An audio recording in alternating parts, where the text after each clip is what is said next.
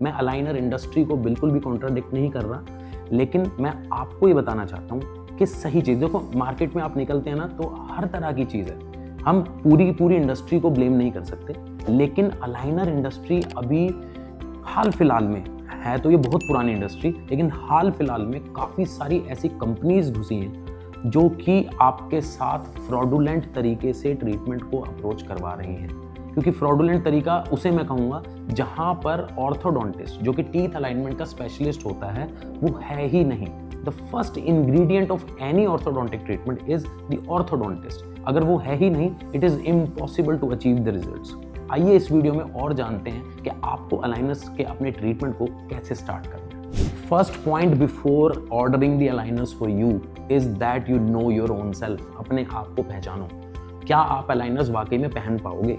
क्योंकि अलाइनर्स का सबसे डेंजरस पॉइंट ये है कि आप उसे उतार सकते हैं। अगर आप इस तरह के इंसान हैं, देखो जब भी कोई अलाइनर्स लगाता है या फिर ब्रेसेस लगाता है, एक बात ज़रूर होगी, जैसे आप क्लिनिक छोड़ के जाओगे, आप जैसे अपनी सोसाइटी में गए, जैसे अपने घर के आसपास गए, सब आपसे पूछने लगेंगे, अरे भाई ये क्या है दांतों पे, अरे भाई ये क्या लगा रखा है, इससे क्या होगा? People will start making you conscious. अगर आप इस तरह की पर्सनैलिटी है कि आपको बहुत फर्क पड़ता है, तब आप अलाइनर्स मत लीजिए, क्योंकि अलाइनर्स का जो डेंजरस पॉइंट है ना कि आप उसे रिमूव कर सकते हैं, आप वो करेंगे, 100% करेंगे। मैंने ये देखा है अपने पूरे करियर में कि लोग अलाइनर्स जोश में ऑर्डर कर देते हैं, बाद में इसीलिए नहीं पहनते क्योंकि पीपल कीप ऑन क्वेश्चनिंग। लेकिन ब्रेसेस में उल्टा है। ब्रेसेस में क्या होता है, आपको ब्रेसेस लग गए, आप चाह करके भी नहीं हटा सकते। You will now find out something कि ऐसे लोगों को क्या बोलें और क्या हम इसमें एस्केप मैकेनिज्म रखें। तो आप ये चीज़ जान लीजिए अपने बारे में। सेकंड चीज़, अगर आपने मन बना ही लिया कि अलाइनर्स का ट्रीटमेंट कराना है, तो सेकंड सबसे इंपॉर्टेंट चीज़ है ऑर्थोडोंटिस्ट का उस ट्रीटमेंट में होना।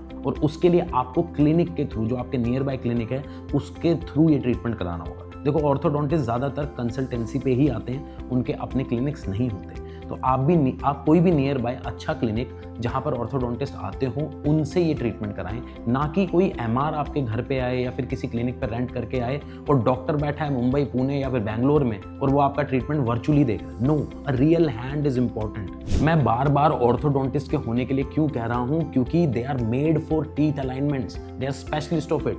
वो ही जानते हैं सेफ तरीके से आपके दांतों को मूव करना। अगर आप एमआरस के थ्रू कराएंगे तो 100 बीमारियां होंगी, जैसे कि कैविटीज, गम्स प्रॉब्लम्स।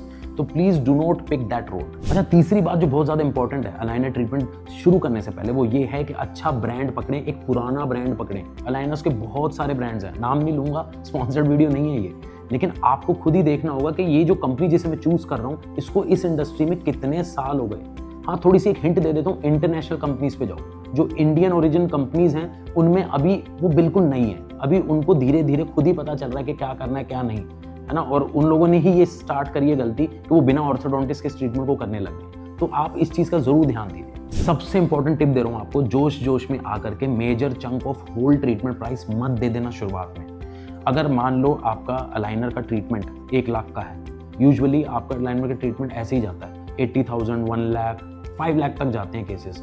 अगर 1 लाख का है तो 25,000 शुरुआत में, 25% से ज़्यादा मत दो। अगर वो लिया जा रहा है तो इसमें रिस्क है, क्या पता आपको रिजल्ट ना है, क्या पता आप खुद उसे ना पहने, तो कहाँ जाएगा वो पैसा? क्योंकि रिफंड नहीं करती कोई भी अलाइनर कंपनी, इसलिए बचना इस तरीके की ट्रांजेक्शन से। लास्ट मेजर पॉइंट जिसका आपको ध्यान रखना है, चेक डॉक्टर्स रिव्यूज।